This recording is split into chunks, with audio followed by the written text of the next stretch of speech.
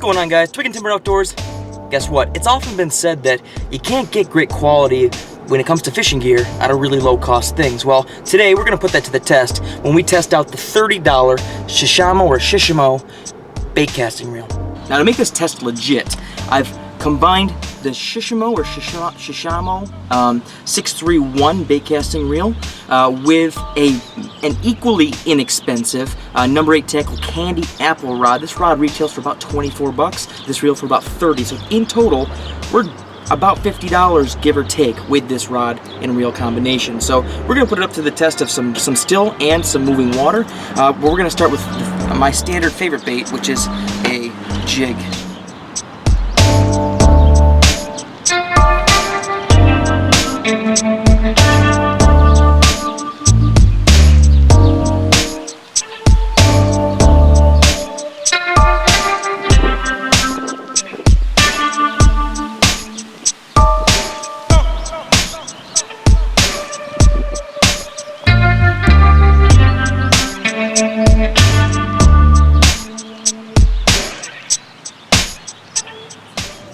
Alright, so far, the reel is performing fairly well.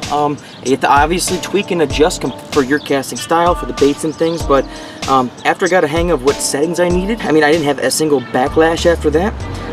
The rod's a little heavy for the weight I'm using on the jig head, but it casted well. My only concern so far is that the front locking nut for the reel seat is kind of loosening on me. But it might just be the way I'm holding the rod too. I'm also very accustomed to having a low profile reel, and this isn't quite a low profile reel like some of the others, but so far for 30 bucks, it's doing really well. I have it lined right now with 14-pound Seagar monofilament, just lying around the house, so I figured I would throw it on there, and we're gonna go on to the next spot and see if we can't catch a fish.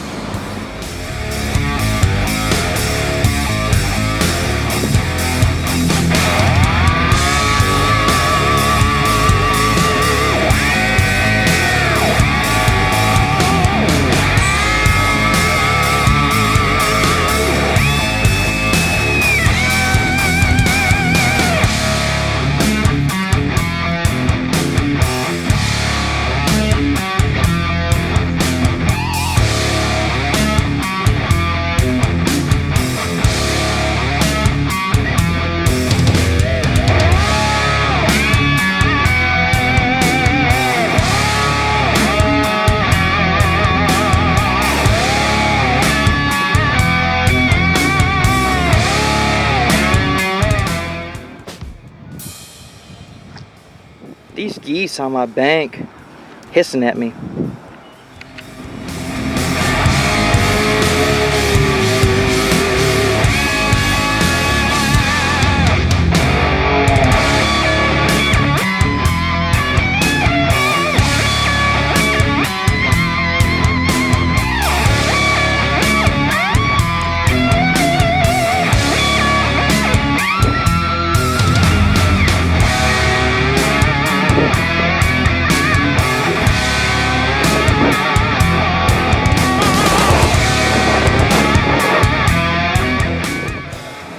So there you have it, guys. It was an okay 2 hours. The weather held up well. It's starting to rain now, that's why I'm kind of packing it in. But overall, the reel was nice. It was smooth enough, casted really well. The rod, it was a medium heavy candy apple by number 8 tackle. Did pretty well. It was sensitive enough. Obviously, the $24 rod. The guides and some of those things were a little of lesser quality. However, the rod blank itself was sensitive enough. I felt pretty good takes, but I'm thinking the way it fished with the swim bait, or heavy swim bait, that might become my swim bait and heavy crank rod.